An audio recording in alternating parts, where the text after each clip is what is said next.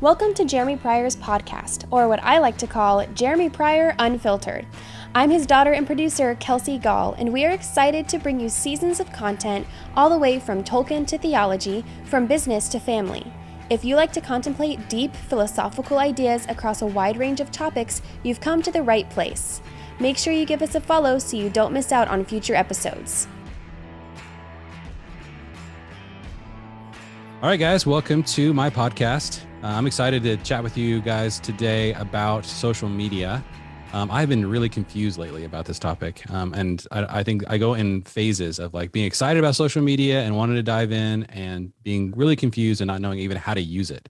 And this last week, I feel like I've been really, it's been a time where I've been wanting to re-engage. I've been kind of taking about a 6-month break. I've been on and off, but very little on. And I'm about to dive back in with both feet. And I'm like, there's so much craziness going on. The last week, especially, it's been the Wild West on social media. So I just kind of threw out a Hail Mary to my friends on Facebook and asked for a couple conversation partners. And I'm joined today by Jay and Bria. Jay is hailing from Central Pennsylvania. Bria is joining us from Alberta, Canada. Thank you guys so much for being here today.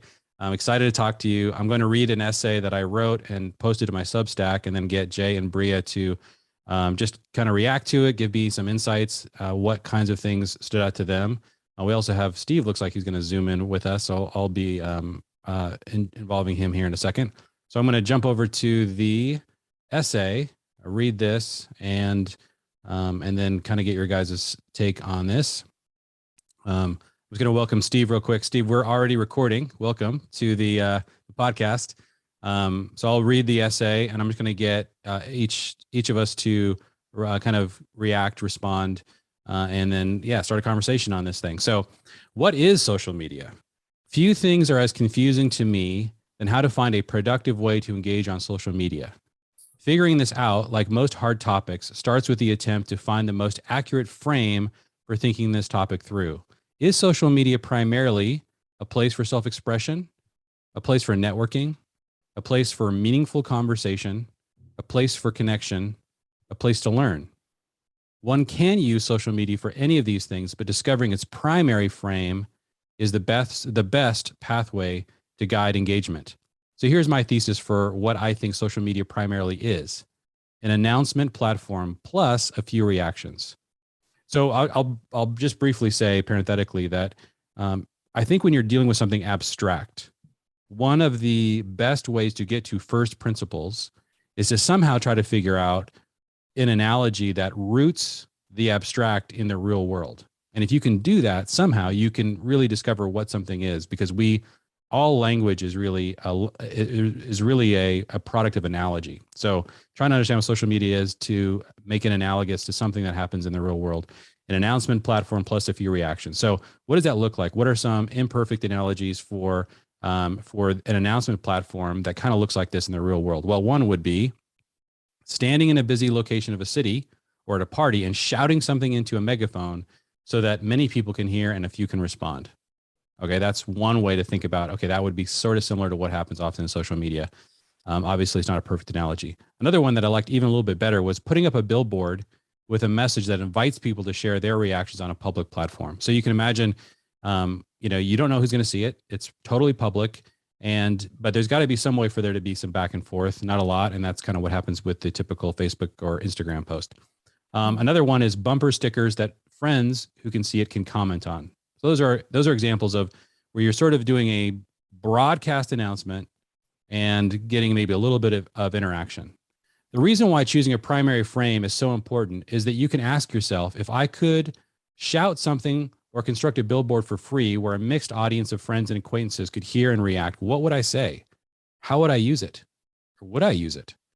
And keep in mind, I'm not asking what I'd like social media to be, but what it actually is. Just because social media creates the possibility for things like multi-way conversation doesn't mean that that's its primary nature. Most posts facilitate little to no conversation, and when they do, the quality of those conversations tend to be far more emotionally charged and far less productive than a face-to-face or group conversation, because both sides are aware that they're on a stage being watched by an anonymous audience, and everything they write is kept in a permanent and public record. So I'm trying to decide what kind of things I shout or announce into this kind of mixed audience. And here are some examples of posts that seem potentially appropriate for this kind of medium. So this is really getting to the crux of what I'm trying to figure out. Like, how do I use this thing? Posts that provoke more thought and less emotion. I've been really interested lately in what kinds of posts actually cause people to actually pause and think, as opposed to have an immediate emotional response. That's really what I think the platforms want, because that's what creates the most engagement. Second is, I love posting questions that I'd like to survey a mixed audience about. Announcements. This is the third thing, announcements for things I'm starting that I'd like people to be aware of. 4 is honoring people who many in that mixed audience that are going to see the post would also know. A 5th is announcements about major events in my life, things that I would just like people to know about. It's kind of convenient to throw those on social media so that everyone can be aware of them at the same time. Here are some examples of posts that seem less appropriate to shout into a social media megaphone. These are all things I'm like, is this okay? Is this a good idea? I'm on the fence, but I'm a little bit leaning towards maybe not great.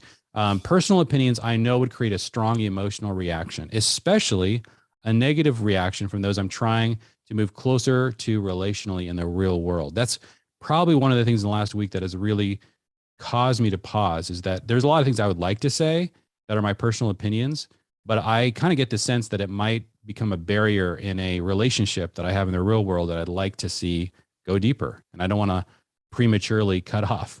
Another one that I struggle with posting is fun experiences in my day-to-day life or peak moments I'm experiencing, unless paired with a thought that could serve those who might engage. Part of what I struggle just sort of using it as a self-expression. Here's what I'm doing today. Here's a fun place I'm at. Is that I'm just like, why should so many other people be exposed to that unless I pair that with some kind of thought or insight that serves them? Otherwise, it just feels a little bit like it's about me. I'm very open to being pushed back on that. That's kind of one thing I'm wrestling through. Any kind of emotional venting, that just sounds like maybe a bad idea on social media, although it's very, very tempting. 4th is sending tribal signals or dunking on the opposition. That's even sort of taking it to the next level. I don't like to post that kind of stuff. It's got to be useful. And then saying anything negative about particular people or institutions. Anytime I see, and I've seen this a lot weirdly in the last couple of days, literally people posting things about people I'm friends with that are negative. I'm like, wow, I can't think of a more worse way to use social media. I know that very, very few people do that, but that's not great.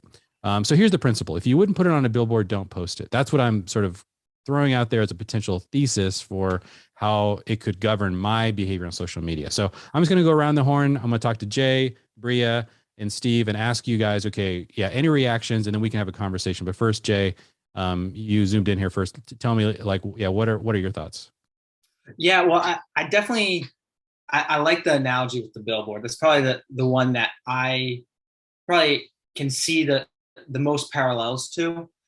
I kind of look at social media and like, I think we're in the 2.0 of social media. The 1.0 was the early stages. We were figuring out, how do we do this? What does it look like to post, to share, to comment? And I think the post that really kind of encapsulated that 1.0 was, I'm going out with John, Mark, and Luke to the movies, and we're really excited about it. That kind of, in summation, and it's clunky, but that is in summation what I think of as like the 1.0 of social media. I think we're kind of in like the middle to tail end of 2.0, and what that might look like is we now know that anything we post, our employer knows about it, like it lives with us, right? Like it is not ever going away. And so now we have to come up with these super, you see it a lot on Instagram, but it's on all platforms, these super curated posts. And it's like going through a PR team. Like, are the words right? Are the facts correct? Or maybe not so much all the facts are correct, but like, how will this make me look as if I was saying this on a stage in front of a lot of people, conscious of the not necessarily friends, not necessarily associates, but just people. Yeah. And so it really does, it's like a PR. And if you don't claim your position or your allegiance or state, pick a side or what you use the term tribalism, I think that's a big kind of theme in social media is I need to pick a side, pick a tribe, and I'm now allegiance to that. And it does a disservice to the nuanced conversation that you can have on a personal level. One of the things that you mentioned was, how do we balance a position that may be important to us versus the relationship, and what, how do we kind of wrestle with that as far as, hey, this is important to me, I want folks to know, but declaring it on a social media platform probably will depending the position, depending the claim, will probably sacrifice the relationships that might spur out of just organic conversation, right. Over the lunch table, so to speak. Okay. Those are kind of my first quick hit kind of reaction and thought to it. Very helpful. Yeah. And the thing that definitely for me is increasing in sensitivity is that relational dynamic and how that is getting implicated by these posts. I don't think that was necessarily true. There was a time I never really thought about that. I think maybe in that 1.0 era, I never was like, I could lose a friendship, over posting the wrong thing. So Bria, I'd love to get your reaction and just hear, any of the thoughts that I had, anything that resonates, anything that you would, you would say is different in the way you see things. Yeah. Tell me a little bit about how you're thinking about this.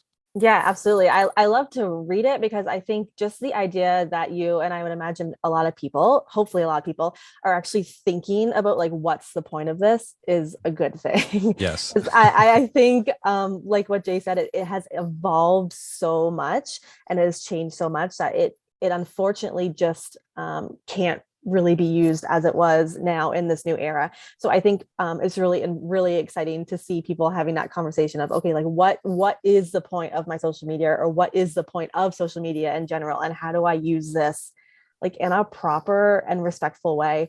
And I think I love the billboard analogy too. I think that's a really great way of thinking about it, because I don't think people realize just how impactful social media is these days, because there's really two camps. There's people who are just still kind of using it as the 1.0 version and don't really care and are living their lives and are great and fine.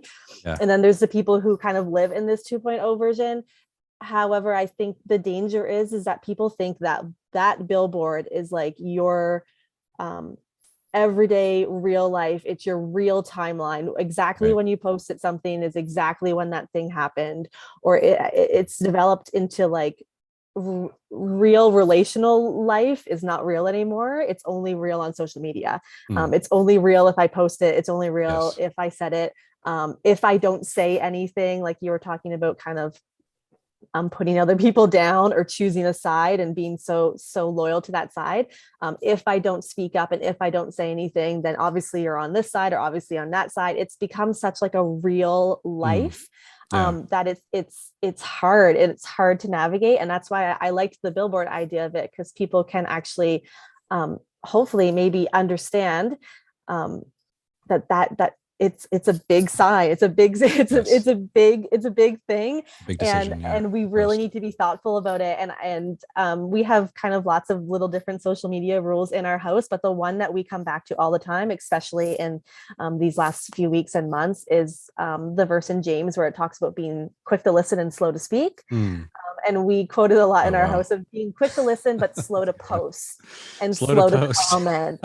And we don't want to like change scripture and do that, but that saved us a lot, because we have emotions, like you were mentioning when you were reading the article. You have emotional responses. We have emotional reactions when we're scrolling through and we see something and we're like, oh my gosh, that's evoked so much whatever in me. We have to be quick to listen and really slow to comment and slow to post, and we live by that rule in this house. But yeah, that's kind of my thoughts on it, as it's become social media has become so real to people that it's dangerous, in my opinion, to a certain extent, to assume that everything is so real on social media, and then it becomes so polarizing, and then we become so quick to comment and quick to post that it just ends up being a mess sometimes. That's really helpful, Bria. There's two things you said there that really is standing out to me. One is, of course, there was in youth group, they always said there's a reason why God gave you two ears and one mouth, because you're supposed to listen, blah blah blah, and they use that verse in James. And that's interesting that actually social media actually potentially changes the reality of that. Like no, you have lots of mouths now. You still have only two ears, but you've got I could broadcast my opinion constantly without having to listen to anybody. So, man, I love that, using that biblical rule, be slow. If you're supposed to be slow to speak, I do think that directly applies to being, even more slow to post, because like you said, it's just speaking to a much larger audience. Right. The second thing you said that you kind of alluded to this, and I hadn't thought about this, and that was, it sounded like part of what you were expressing was that it's almost like younger people lived in a world in which it's like social media, it feels like, is a part of their space. And I know that I got that picture when you were talking, like I kind of picture this person who is basically a social media native. And so to them, not to be constantly posting feels like life isn't happening. Right. Now I don't know how, I'm gonna get Steve's opinion here, and I don't know how you feel about this, Steve, but I didn't grow up in that world. so I feel like I've always had to approach this conversation from a little bit of like, oh, here's a new thing I got to figure out how to do, a new technology. I have no idea what it's like for somebody who's grown up in this world to begin to shape it and to think about that as a native. So that's interesting. And I don't share that intuition personally, but it is sensitizing me to the fact that I do think probably younger people have that intuition. And I'm curious how that affects the way they think about this, but so that's really helpful. I need to think about that one. I can see that in my kids, even like it's a much more cut and dry conversation for me about posting, but I think for them, it feels different. And I think you're giving me some understanding of why that might be. But yeah, Steve, welcome to the podcast as well. I'd love to hear your reaction. Anything that this has stirred up for you. There was a couple of things I'm trying to keep in mind that were in your blog posts. One being, we're really talking about what it is as opposed to what we want it to be. And I went for a long time with the high hopes that that social media could actually be a platform for nuanced discussion, and I still try. I'm so attracted to that idea that I still try and pull it off now and then, but not far less than I did, because I don't want to say I've given up, but close to it. I've certainly moved in that direction to the point where the idea of it sort of being a billboard or a place that you can put whatever you want to out there and have it be viewed by an audience of people is about all I see it really can be very well at this point. Now, I have concerns about that as well, though, because you use the term mixed audience, and I think it depends on platform. Of course, these platforms are all different, and so some of these points are more true about some platforms, more true about Facebook than they are about Instagram, for example. But how much of a mixed audience are you actually getting? I almost see it personally anymore, because I have had relationships that have been lost, or at least quieted through it, and I really don't even know why. I don't know necessarily what I particularly did that turned this person off. All I know is that it went very quiet. It became very obvious that that's what it was. So I think to answer the question of what it is, to some extent, it has become almost a funneling, a narrowing device. So that it started out maybe during the 1.0 era that you were talking about, it's been mentioned. You kind of go out there and you connect with all these people from your past and present, and you see sometimes you see some interesting commentary between people who, if you really look at it, you'd think, I never would have expected in my entire life that these two people, this person that I knew from 40 years ago, and this person that I just met 6 months ago, who are in vastly different things in life, and here they are conversing about some topic. To me, when that kind of thing happens, it's beautiful and stunning, but it happens so few and far between because of that lack of a true mixed audience. So I think it's almost a platform that you're sort of winnowing or funneling down relationships into what can become very tribal, very just echo chamber type. That's growing. And I do agree that younger people, it's just another way of communicating. It's just it's a native way of communicating. Interestingly, my own kids, who are all in their 20s, have kind of pulled away from it largely, so that they're probably on social media less than I am these days. All of them. And I find that interesting. That is interesting. Yes.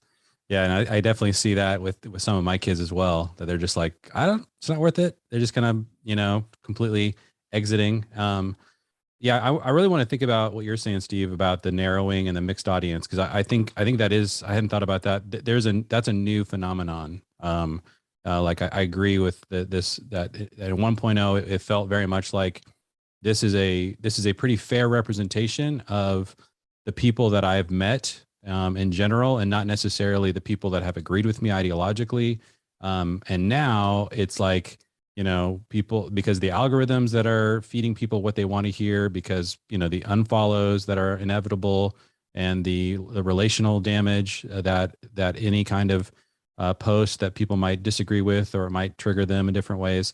Like now you're getting this funneling you're describing, Steve. And I think that's part of where, I think that's actually a strategic decision. As you said that, I was like, you know what? I really think that's something that people that use social media should actually proactively decide. Do I want to have as mixed an audience as possible? Or do I want to use social media to narrow my audience and create, and really shout into the tribal echo chamber with my fellow compatriots? And I think that really does, it really does clarify for me that I think I want it to be a mixed audience. And therefore, if you choose that's what you want, if you want to cultivate a mixed audience, then you have to be really thoughtful about what you're saying on there. And part of this is, and I don't want to say nothing, that's also the other side of this is like, I want to say things I really care about, I believe. So, but I want to hold on to that mixed audience. I don't want to shout into the echo chamber. So man, yeah, I think that does put good language to a desire that I feel. So, man, it's helpful, guys. Yeah. What else is stirring up for you? Anybody can chime in. Go ahead, Steve. Yeah. To kind of go back to that, that kind of that funnel and that winnow-in. Yeah. Your social media presence, and anytime you post, a lot of times it's just you are advertising. I believe X. I stand behind Y. Whatever that looks like. So, just by its very nature, as an advertising tool, you are trying to locate your target audience, right? And algorithms are helpful with that, posting and interacting but you're right, because then you will alienate folks that maybe don't believe exactly how you do, or don't see it the way that you do, or don't understand the nuances the way that you do. And so maybe they will see that seeing you come up on the timeline is just kind of to really neutralize that opinion or that thought or that interaction.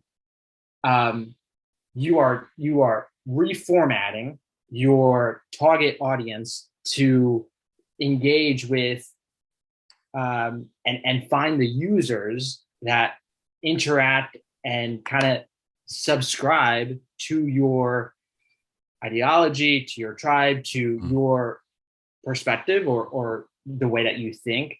So yeah, I think absolutely, the way that so many of my contemporaries craft their posts, it is so curated. It's like you're a company, because you are representing yourself and you are putting this information out as a way to advertise, this is who I am. And And if you're with me, great. But if you're not, I'm going to keep doing the things that I am, because this is like on brand, right? Like you are a brand and you're promoting this brand out to others. And you're right, Jeremy. Like I'm not the generation behind me, whatever that is. What are we up to? Like Gen Z or Y, or whatever it is, right? Like that generation, they are digital natives. And my hope is that they catch it earlier than my generation has, as far as the dangers and the harm that can result in this fabricated sort of fake tribal sort of social media landscape that we're finding ourselves in, where they get to this point where they're like, no, like this is actively doing harm to discourse, to ourselves, to our well-being, to like our souls and our mental health. Yeah. Like we need to actively like resist that and view it almost as a harmful, like what cigarettes did to, my parents. Is like, no, this is bad. Like we need to fight against this. This is not healthy. What can we do to find an alternative way to exchange ideas, but in a way that is less divisive? Yeah. There's I'm curious what you guys think about, because I agree that I think that's going to come. I was telling my daughter yesterday, 20 years from now, there'll be such a different idea about the uses and the dangers of social media. But it's like your generation just has to like go through the knothole of not having any idea what impact this is having, and it's going to do its worst before we figure it out, which is really really tough on, I think, that generation. I want to understand a little bit more, Jay, to what you're describing, and Bria and Steve, I'm curious if you guys have any thoughts about this, because it sounds like, Jay, you're saying, and I think I agree with what you're saying here, it almost means if you're going to engage in 2.0, you have to think like a brand. And I'm like, oh, yeah, I think that's true. Dang, yeah. That's rough. And because it's like, you can't just go out there and, I mean, there's sort of on both sides. Either if you don't think like a brand, you're going to alienate people potentially and not be thoughtful enough about what you're posting, or you're going to be so sloppy with what you put out there that it's going to annoy all your friends. And they're like, "Who are you? What do you? Why do you post 18 times?" So you have to start thinking like the curation. And I do think that as I've seen friends of mine who have been really good at this, it's like, oh, they can, each of them go to work probably for a brand, when you get to a certain level of like sophistication. So that's a high bar, and we kind of measure it too, right? Like you were just saying, if your branding is sloppy from a social media perspective, we are less likely to engage with it. Right. So, I mean, so we are self-learning kind of creatures, right? We know what works and what doesn't work, and the more kind of on brand and sophisticated that our interaction can be, we think maybe the more successful that will lead, or more interaction, or the more kind of higher level thinking per se that is. Yeah. Yeah. Bria, what's this stirring up for you? No, yeah. I'm thinking, as you're saying that, as we need to think as a brand, as we're posting, I wonder, and this is kind of just a question, I wonder if that's how like we as users are using social media as well. So if you follow someone who is not necessarily selling anything, literally just likes to promote X, Y, and Z lifestyle, whatever, are we treating them like a brand instead of a person too? And what I mean by that is, why do we as users feel like we can dictate what other people should be posting or what they're saying? Or maybe the way that a brand, say you fly off an airline and you had a horrible experience, and people go on social media and they comment and this is my experience and it was horrible and you guys are the worst people ever and blah, blah, blah. We're starting to treat people like that too. This brand thinking of, instead of like you had mentioned in the essay, Jeremy, about people think that it has the ability to have conversation, but there isn't really an ability to have conversation. And I think if we're thinking as a brand, and if people are using it and speaking to other people as if they are as a brand, we have to really understand communication too. And what is the best form of communication when we're having maybe more in-depth conversations about tougher topics that are evoking emotion? is typing back and forth in the comment section really the most productive and best way?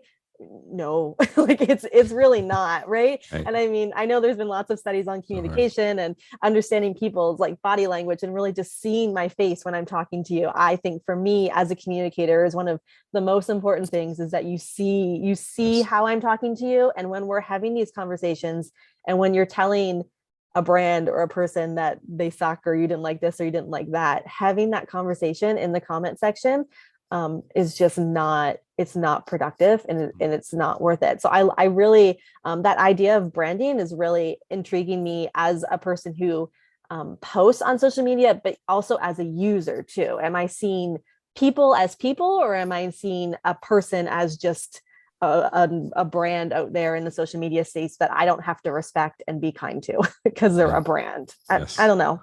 Yeah, that's sense. My thoughts. Yeah, that's helpful. And I think, yeah, this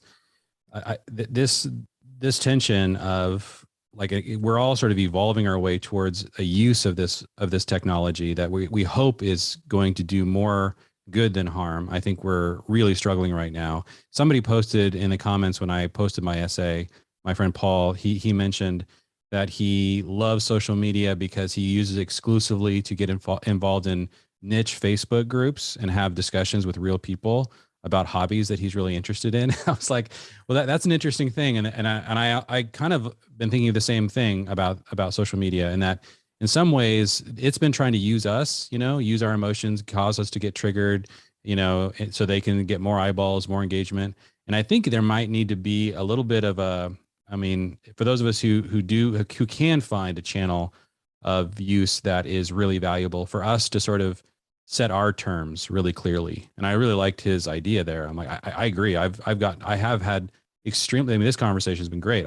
There's great ways to use social media and to get into more personal interactions that aren't, totally emotional and that can lead to good relationships and to good ideas and interesting conversations. But we have to almost do it in spite of the platforms, and that's what I like about his comment. So yeah. Any thoughts that you guys, or any experiences you've had where you found a way to find real value in the use of these platforms in the way that they're designed? Yeah. I think it is very helpful to differentiate between posting something and responding to someone else's post. And I think you almost have to have two very, very different methodologies there. When you're posting something, you are posting essentially as your brand, and presuming that you don't post something that's just highly controversial, I think that's where it's going to have that kind of funneling effect, where people that are going to pay attention to it, maybe comment, which means that they're going to see it more and more, and you're probably going to end up having more and more interaction with those people, are going to be, people that you're ideologically probably, along the same lines of. On the other hand, if you're reading things and commenting, I think that's where it's necessary to be much more careful, and really try to get to a place where this is where I've sort of evolved to try to get to a place where if I'm commenting on something, it's going to be on a person's site page that I trust and we truly have some kind of relationship with, and there's a relative safety there. And when I say safety, I mean I'm as susceptible as anyone to being sucked into the vortex of having emotion and being triggered around something, and all of a sudden you get involved in something and it's sucked a bunch of time, and it's you've lost your peace, or you've caused someone else to lose their peace. And I think it's just we don't want any part of that, and so it requires to be a lot more judicious in terms of commenting or participating in someone else's posts. Yeah, that's really good. I think too, there's something that I've really been wrestling with as I've watched this evolve, and that is We know something like 5%, and it's a growing percentage. We don't know how big it is now, of people are kind of narcissistic. So they have very low empathy, but they have a huge need for attention. And these platforms are so well designed for that. And so these are the people that now I'm sort of like, as I watch, people do literally, like I was saying, personal attacks, like zero empathy for the fact that they're trying to destroy someone's reputation publicly, or, I'm just like, what is going on there? But it's like, but if you look at those people, they have massive followings. I'm like, and to your point, Steve, be careful what you're doing on here, because the casual consumer of social media, I think, could find themselves stuck in, just algorithms full of people that are these sort of low empathy, high, high need for attention, using social media to get all of that narcissistic supply. And I think this is getting worse. And so we don't want to participate in that. It's dangerous. It's not helping our society. And I think that because these algorithms tend to really promote the emotional content, it's just going to get this is going, until they fix that somehow, this is going to continue to get worse. So yeah, that's a, like, beware of just being a casual consumer of social media. I agree that, like, I find the most use of it as a way to, to post things that I'm hoping will serve people. And in that kind of announcement billboard manner, just kind of trying to be constrained to what might actually serve people in that kind of a framework. But and that's kind of where I'm trying to understand the value of it. So Bria, what were you going to say about how you're finding a value in this? No, I agree with Steve too about the commenting. That's kind of something that I've had to keep in mind is I just like I wouldn't engage with somebody in real life who I feel in a public forum where I feel like the conversation could turn like bad or angry or like too emotional. Emotions are great, but too emotional where it's so emotionally charged. I don't practice that on Facebook either. So if I don't feel like it's safe to have a conversation with you on Facebook, I'm not going to do it, and I'm going to refrain myself from it. But like we've all been saying, really, is we're so consumed by it that we've developed and been made into these consumers of just stuff and social selling and people running their businesses on social media now, which is great for them. I have nothing against it, but it's just being so consumed by it and clicking on stuff and going down rabbit holes. We call it the black hole, right? Of YouTube or Instagram or wherever it is. We have to be aware and have to start having more and more conversations about curating your use of it and being okay with unfriending and unfollowing and keeping your peace, like it was mentioned, and making sure that you're not turning this on, that I'm not turning it on and scrolling through it and just getting angry and getting mad or feeling really, really even just highly sad about stuff. We need to feel those emotions. We need to know kind of what's going on to a certain extent, but it's really just curating that. And I think one of the most important lessons that I've learned in social media use is just understanding that my brain is not made to take in all of this information. Yes. Like we used to sit down and read the newspaper, right? And you would know, like, the top 5 stories of what's going on in the world, and then you shut it and you move on with your life. But now it's just, we have so much information coming at us constantly about everything, about every part of the world, every community, that it's just, sometimes it's just taking that deep breath and realizing and recognizing that in myself, that I've consumed way too much today of information. I'm on overload, and that's where the point is going to come, where I'm going to maybe not be so slow to comment or so slow to post, and I just need to shut down and return to my real life a little bit.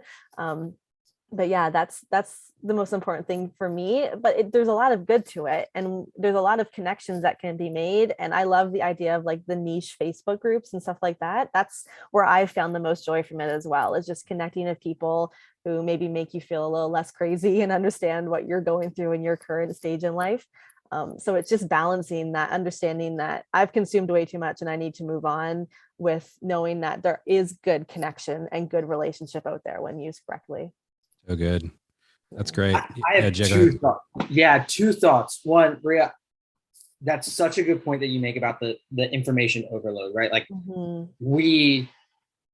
there's some crazy stat that like each day more content is being put onto the interwebs, right? The internet than has ever been in the previous like recorded history, right? Like written history. Right. And it's just our brains like functionally are unable to process and digest all that information, but we are expected to know all of these items and have a position and a stance and be able to not just to have that position, but be able to back it up against other pushback. So that's a great point.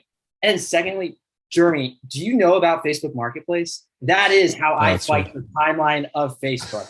Facebook Marketplace, Facebook could lose the timeline, and Facebook Marketplace is the best. I found, scroll and find anything that you want on the marketplace. And that is how I kind of resist against. Yes. You can start a whole business, just like a giant garage sale. You could. Yeah. So Facebook Marketplace, they did something good there. But yeah, we are, if a product is for free, we are the product, right? Yes. So if we are, Facebook is not the product, we are. And so I think just kind of being sober-minded about that, finding ways to actively resist, ways to engage in a way that is going to go down a way or a route that you don't want it to. More often than not, when you advertise or lay a position, it's going to go down a route that you can't control anymore. It's out there, and it's out there. You can't control it, and you're never getting it back. Right. That's right. Well, thank you guys so much for doing this with me. This is really helpful. One of the things that you said, Bria, about pay attention to the emotion you feel after you scroll, and if your emotion isn't the emotion that you wanted to feel, like you're sad or you're angry, something's wrong with your feed, and you may not be able to fix it. And that's not good. And that's a big deal that you just handed over to a platform, the ability to alter your emotional state. And we don't understand that was a choice. And so if you want to be happy, just go through a Facebook Marketplace with Jay. You'll be happy every time after you log off. That's what Facebook's going to ultimately become. No, so that's really good. Thank you guys so much for doing this. And I appreciate you having this conversation with me today. Yeah, thank you. Thank you. Enjoyed it very much. Thank you for listening to Jeremy Pryor's podcast. Make sure you hit that follow button so you don't miss out on any future content. Follow Jeremy on Twitter and Instagram, as well as his Substack blog, all linked in the description. See you next time.